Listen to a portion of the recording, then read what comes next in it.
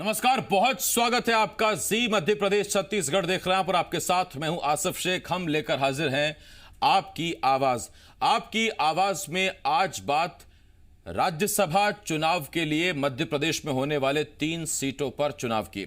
2 दिन बाद यानी कि 19 जून को राज्यसभा की खाली हुई 3 सीटों के लिए मध्य प्रदेश में चुनाव कराए जाएंगे और शाम को उसी दिन नतीजे भी आ जाएंगे। प्रत्याशी दोनों सियासी दलों से 2-2 हैं, सीटें हैं कुल 3, यानी कि 3 ही लोग कोई जाएंगे। अब ऐसे में सवाल यह है कि वो 3 लोग कौन होंगे। सवाल ये कि बीजेपी क्या नंबर के आधार पर अपने दोनों प्रत्याशी जिताने में कामयाब होगी, या सवाल यह है कि दिग्विजय सिंह तो जाते दिखाई दे रहे हैं, फिर फूल सिंह बरैया का क्या होगा। ऐसे बहुत से सवाल हैं जिनके जवाब जानने की कोशिश करेंगे। एक खास पैनल हमारे साथ जुड़ेगा, लेकिन सबसे पहले आइए एक रिपोर्ट देखते हैं।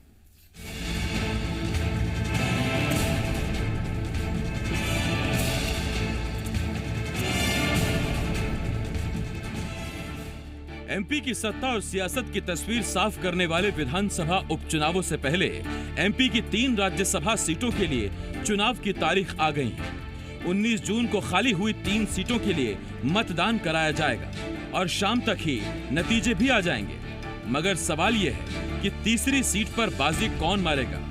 मौजूदा समीकरण और गणित के हिसाब से 3 में से 2 सीटें बीजेपी के लिए जीतना मुश्किल नजर नहीं आ रहा, मगर बीजेपी किसी तरह का रिस्क लेने के मूड में नहीं है। इसीलिए सारे विधायकों को भोपाल दफ्तर में डिनर रोल कॉल पर बुला लिया गया। यही नहीं, गुरुवार को भी लंच और डिनर दफ्तर में ही रखा गया है। 10-10 के बैच में विधायकों को बुलाकर वोटिंग की ट्रेनिंग दी जाएगी और इस बहाने बड़े नेताओं प्रकाश जावड़ेकर, विनय सहस्त्रबुद्धे और खुद सीएम शिवराज से मुलाकात कराई जाएगी। पार्टी के नेता अंदर से कितनी भी एहतियात बरत रहे हों, मगर ऊपर जीत का दावा दमदारी से किया जा रहा है। नहीं, कोई अंकों का गणित नहीं है। भारतीय जनता पार्टी के भरपूर समर्थन है। भारतीय जनता पार्टी दोनों प्रत्याशी बहुत तैयारी के साथ और बहुत अच्छे मतों से हम जीतेंगे। हमारे पास समर्थन है, इसलिए कोई चिंता भारतीय जनता पार्टी को नहीं। कोई रणनीति नहीं है भाई, हमारे पास पूरे बोर्ड है। हमें रणनीति क्या बनाना, 2 लोग हमारे चुन के जाएंगे। ये तो वो लोग सोचे राज्यसभा वाले जिन्होंने प्रारंभ से ही जो हमारे अनुसूचित जाति के लोग हैं, अनुसूचित जनजाति के लोग हैं, उन्हें धोखा दिया। अब बात कांग्रेस खेमे की। चुनाव के लिए तैयारियां कांग्रेस की भी पूरी नजर आ रही हैं। सभी विधायकों को पूर्व सीएम कमलनाथ के बंगले पर बुलाकर ट्रेनिंग दी गई। साथ ही बड़े नेताओं ने ये भी भांपने की कोशिश की कि कहीं किले में अब कोई दरार बाकी तो नहीं रह गई। वैसे दावा इधर भी वजनदारी के साथ किया जा रहा है। प्रश्न है राज्यसभा के चुनाव की। मैं मानता हूं कि सारे विधायकों को जो मॉक पोलिंग के अनुसार एक ट्रेनिंग का पार्ट होता है वो भी हुआ। मध्य प्रदेश की भयावह स्थिति हुई इसके प्रति और इस पर विचार मंथन करके एक बात सामने आई कि कोविड को लेकर एक व्हाइट पेपर समय आने पर इस सरकार से मांगा जाए। क्या कुछ बैठक के अंदर तय हुआ, कैसा क्या कुछ रहेगा चुनाव में? तय हुआ कि सारे कांग्रेस के हमारे सम्मानी विधायक दल के साथी कांग्रेस के अधिकृत प्रत्याशियों को वोट करेंगे। मौजूदा समीकरण के हिसाब से बीजेपी के पास दोनों प्रत्याशियों के लिए जरूरी विधायकों की संख्या है, मगर चुनौती कांग्रेस के लिए है, क्योंकि दिग्गी तो जीत जाएंगे, मगर फूल सिंह बरैया का क्या होगा। वैसे ये सियासत है और सियासत में संभावनाएं आखिर तक जिंदा रहती हैं। ब्यूरो रिपोर्ट, जी मीडिया। और इस वक्त 2 खास मेहमान हमारे साथ जुड़ रहे हैं। हमारे साथ बीजेपी के पूर्व प्रदेश अध्यक्ष, बीजेपी के सांसद नंद कुमार सिंह चौहान साहब हमारे साथ जुड़ रहे हैं और पूर्व मंत्री कांग्रेस के विधायक पीसी शर्मा साहब हमारे साथ जुड़ रहे हैं। मेरे सहयोगी एसोसिएट एडिटर हरीश देवेकर जी हमारे साथ जुड़ रहे हैं। मैं आप तीनों का बहुत बहुत स्वागत करता हूं। लेकिन चर्चा शुरू करने से पहले एक ऐसी खबर हम बताने जा रहे हैं जिससे पीसी शर्मा साहब की परेशानियां बढ़ने वाली हैं, नंदू भैया की बाँछें खेलने वाली हैं। खबर यह कि राज्यसभा चुनाव से पहले सियासी हलचल बढ़ गई है। बीजेपी ऑफिस पहुंचे हैं निर्दलीय विधायक सुरेंद्र सिंह शेरा, विक्रम सिंह राणा और निर्दलीय विधायकों को बीजेपी दफ्तर लेकर पहुंचे पूर्व मंत्री रामपाल सिंह।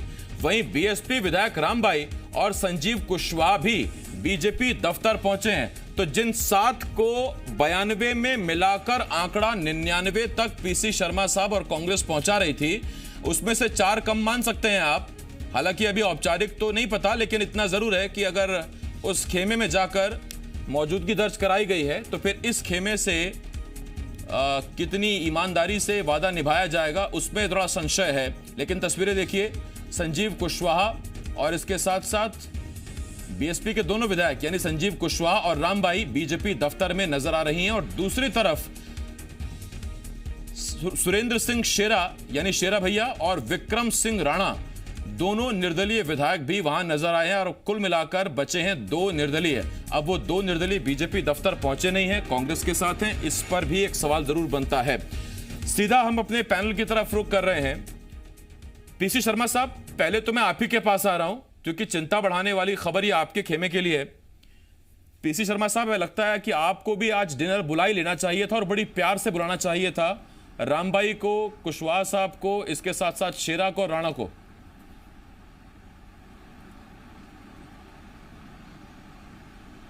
देखिए, ऐसा है कि जब हमारी सरकार थी कमलनाथ जी की, तो ये लोग पूरे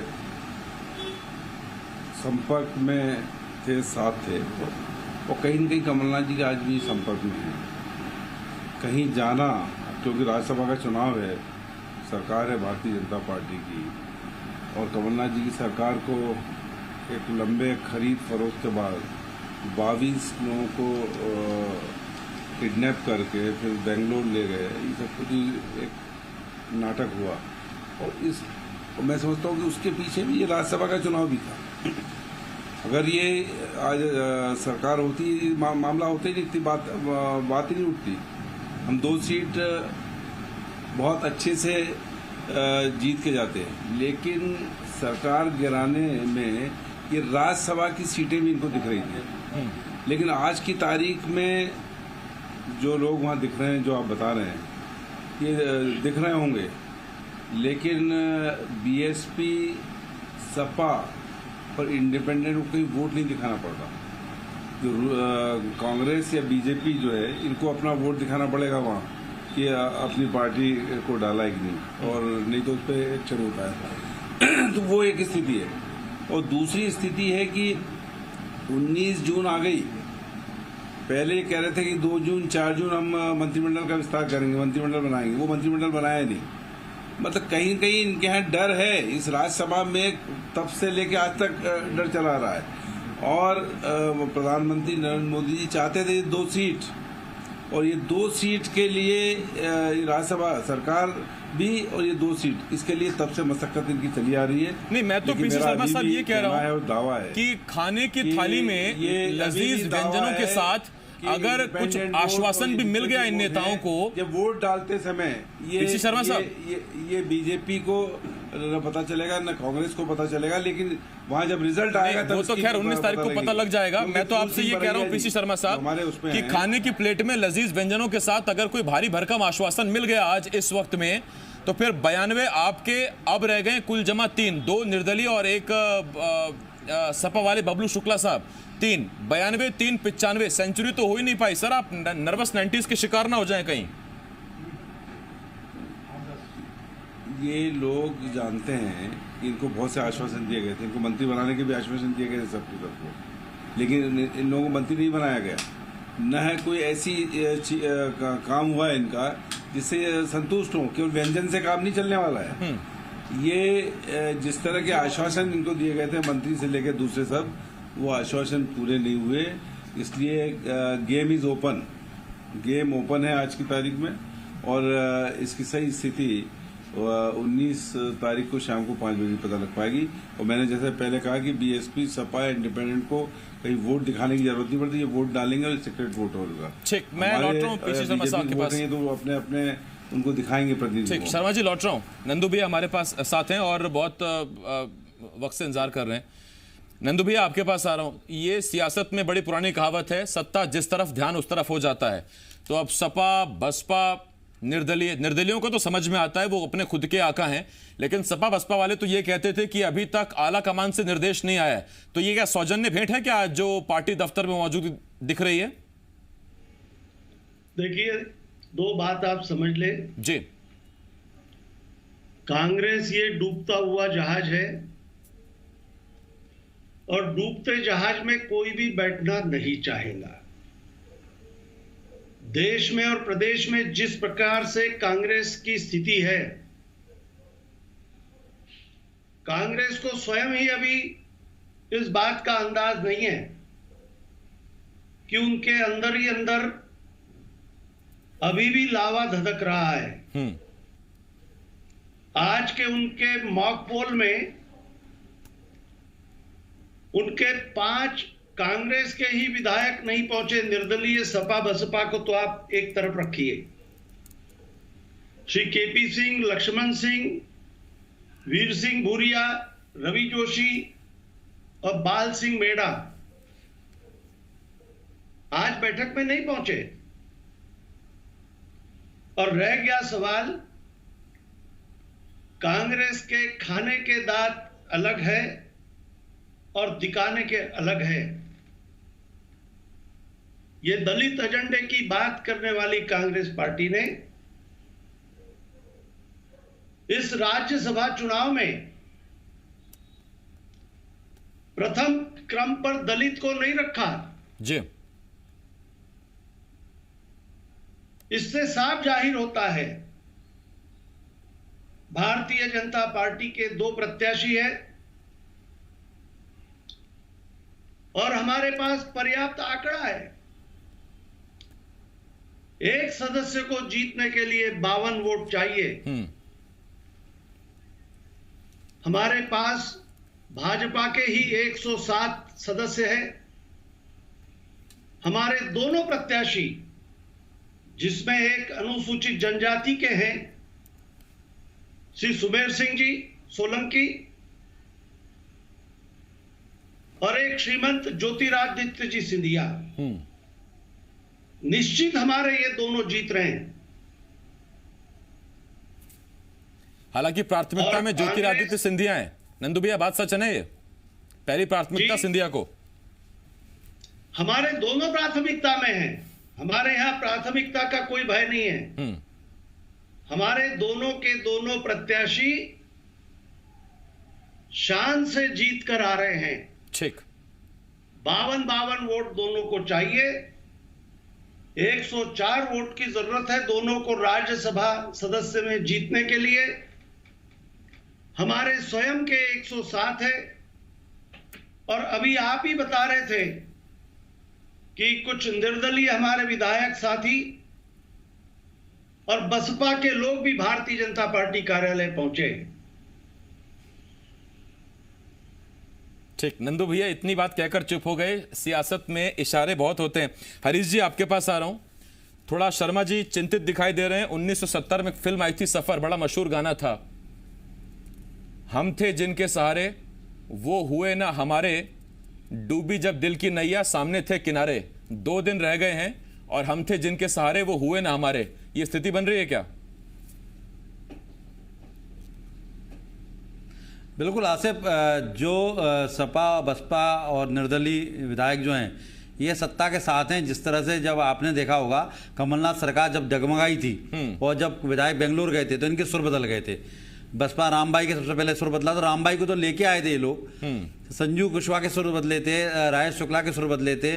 सुरेंद्र सिंह सेरा तो सरकार में रहते हुए मंत्री बनने के लिए लगातार ब्लैकमेल करते रहे। लेकिन जी बिल्कुल, और लगातार ब्लैकमेल करते रहे। और अब स्थिति ये बन गई है कि अब दिख रहा है उन्हें कि सत्ता तो अब भाजपा की है और भाजपा की सत्ता है। भाजपा से भी कहीं लॉलीपॉप मिला होगा इन्हें अंदर खाने में, तो यही वजह है कि वो आज वहाँ उस खेमे में खड़े नजर आ रहे हैं। इधर कांग्रेस की बात करें तो कांग्रेस की स्ट्रेटेजी साफ है कि दिग्विजय सिंह की सीट को किसी भी तरह से सुयोग्य रहना है। तो ये 52 की जगह 54 वोट डलवाएंगे, 2 वोट एक्स्ट्रा डलवाएंगे, किसी विधायक का गड़बड़ ना हो जाए। इसके बाद इनके पास इनको 12 वोट कम पड़ रहे थे। लेकिन अभी जिस तरह से गणित बना है उसमें 7 का पहले इनका आंकड़ा था कि 7 इनके साथ आ जाएंगे निर्दलीय बसपा सपा मिला के, तो 5 वोट के लिए क्रॉस वोटिंग का प्रयास करेंगे। लेकिन अभी हमें जो दिख रहा है कि 4 चले गए। अभी राजेश शुक्ला का भी नाम सामने आ जाएगा क्योंकि संजू सिंह कुशवाहा बसपा के और राजेश शुक्ला बहुत जिगरी दोस्त हैं और साथ ही में निर्णय लेते सारे। अब तक साथ ही बयान देते आए, तो अभी सामने नहीं आए, तो हो सकता है कि वो भी उधर चले जाए, संभावना इसकी ज़्यादा है। तो ऐसे में 94 बचेंगे कांग्रेस के पास में, 92 जे केदार सिंह डावर और एक प्रदीप जायसवाल। हालांकि उन्होंने भी सत्ता बदलते ही ये बयान दे दिया था कि जहां दम वहां हम वाली कहावत पे उनका बयान आया था, तो वो भी डाउटफुल है। तो कांग्रेस कुल मिला के जहां पहले खड़ी थी 92 में, वहां आके खड़ी हो जाएगी। केदार डाबर जरूर आज पहुंचे, लेकिन उन्होंने मॉक पोल में हिस्सा नहीं लिया है। तो ऐसे में संभावना है कि कांग्रेस को पास 12 सीटें चाहिए होंगी, 12 क्रॉस वोट दूसरे प्रत्याशी के लिए। तो कांग्रेस पहले से मान के चल रही है कि दूसरा प्रत्याशी नहीं होगा, हालांकि रणनीति बना रहे हैं। लेकिन भाजपा की बताना चाहूंगा, भाजपा का मैनेजमेंट देखने लायक है। भाजपा पे नंबर गेम भी ज्यादा है, तब भी वो रिस्क नहीं ले रहे, और 4 विधायकों का तो जुगाड़ अभी कम से कम दिख रहा है। अगर ये सिर्फ सौजन्य भेंट है, सिर्फ सौजन्य मुलाकात है तो कुछ नहीं। लेकिन अजीब इत्तेफाक है कि ठीक राज्यसभा चुनाव की वोटिंग से 2 दिन पहले भोपाल पहुंचते हैं, बीजेपी दफ्तर पहुंचते हैं 2 बसपा के विधायक और 2 निर्दलीय। पीसी शर्मा साहब, मैं आपके पास आ रहा हूं और आपसे एक सवाल। ये तस्वीरें देखकर थोड़ा हैरानी, खीज, गुस्सा ये हो रहा है, या सियासत में, क्योंकि आप बहुत सीनियर लीडर हैं, आप भी और नंदू भैया भी, ऐसी कई तस्वीरें आपने देखी हैं, बेंगलुरु का हाल ही रिसोर्ट पॉलिटिक्स आपने देखी है, तो अब इससे कोई फर्क नहीं पड़ता? वरना ये तो वो विधायक है जो कहते थे कमलनाथ बेस्ट सीएम है। इनमें से एक विधायक कहती थी कमलनाथ बेस्ट सीएम है, मैं लड़ूंगी लेकिन रहूंगी साथ कमलनाथ के। हाँ, बिल्कुल सही कहा आपने। नंदू भैया ने पहली बात तो जो कही कि 5-6 विधायकों के नाम लिए कि ये नहीं आए थे, तो ये सबकी सूचनाएं कांग्रेस दफ्तर में कमलनाथ जी के पास थी, जो कल आएंगे और कल देख लेंगे नंदू भैया की सब पूरे के पूरे वहाँ पे आ गए हैं। इसलिए कांग्रेस खेमे में कोई कमी हो अब या नहीं होना है। आप कितना ही प्रयास कर लो, जो थे जिनको खरीद हो आपने कर दी, वो चले गए। चाहे वो सरकार बनाने के लिए आपकी कोरोना सरकार बनाने के लिए या राज्यसभा में वोटिंग डलवाने के लिए। दूसरी बात मैं ये कहना चाहता हूँ कि आप कह रहे थे कि ये दलित एजेंडे की बात करते हैं। अरे दलित एजेंडे की बात कर रहे हैं तो हमने एक कैंडिडेट रखा है उसमें, पर आप अगर हमने नंबर 1 पे उनको रखा है दिग्विजय सिंह जी को, और आप कह रहे हैं कि नंबर 2 पे रखना था, तो आप भी तो ये कर सकते थे। अरे सोलंकी जी तो आपके पुराने नेता हैं और अनुसूचित जनजाति से आते, इनको नंबर 1 पे रखते हैं। और सिंधिया जी जो अभी आए हैं आपके दल बदल के, इनको नंबर 2 पे रख देते हैं। लेकिन आपके भी दांत खाने के अलग होते हैं, दिखाने के अलग होते हैं। और कांग्रेस ने हमेशा दलितों की बात की है। 2 अप्रैल 18 को तो पीसी शर्मा जी, नंदू भैया और बीजेपी यही तो कहती रही कि आपने कांग्रेस में कमलनाथ को ही नंबर 1 रखा, कमलनाथ को ही नंबर 2 रखा, मुख्यमंत्री भी कमलनाथ, प्रदेश अध्यक्ष भी कमलनाथ, राज्यसभा जाएंगे दिग्विजय, नंबर 2 पे सिंधिया ही नहीं है। सिंधिया जी जब तक थे तो नंबर 1 पे ही थे यहाँ पर। लेकिन अब वहाँ जब बात आ रही है, जो नंदू भैया बोल रहे हैं, आप रखते ना सोलंकी जी को, आपके पुराने नेता है नंबर 1 पे, लेकिन आपके यहाँ वही भेदभाव चल रहा है। SC ठीक, इस भेदभाव पे मैं सवाल पूछ लेता हूँ नंदू भैया से। शर्मा जी, शर्मा जी, लगता है थोड़ा आपके यहाँ कुछ बारिश हो रही है, आवाज कुछ आ रही है, आपकी आवाज साफ नहीं है। मैं नंदू भैया के पास जा रहा हूँ, 1 मिनट। शर्मा जी, फूल सिंह बरैया जी, शर्मा जी आता हूँ आपके पास। नंदू भैया आपके पास आ रहा हूँ। इस राज्यसभा चुनाव के जो नतीजे रहे, मेरी शुभकामनाएं तो आपके साथ भी हैं और शर्मा जी के साथ भी हैं, चुनाव के नतीजे जो भी आए, लेकिन विधानसभा उपचुनावों पर इन नतीजों का क्या असर पड़ेगा? देखिए, बहुत स्पष्ट है। राज्यसभा में हमारे दोनों प्रत्याशी श्रीमंत ज्योतिरादित्य सिंधिया और श्री सुमेर सिंह सोलंकी बहुत शान से जीतकर राज्यसभा के सदस्य बनेंगे। और रह गया सवाल 24 विधानसभा के उपचुनाव का, तो इन सभी सीटों पे भारतीय जनता पार्टी बहुत शान के साथ चुनाव जीतेंगी। भारतीय जनता पार्टी की अपनी ताकत और श्रीमंत ज्योतिरादित्य सिंधिया भारतीय जनता पार्टी में शामिल हो जाने से हमारी ताकत और शक्ति और बढ़ी है। और निश्चित रूप से 24 सीटों पर भारतीय जनता पार्टी उपचुनाव जीतेंगी।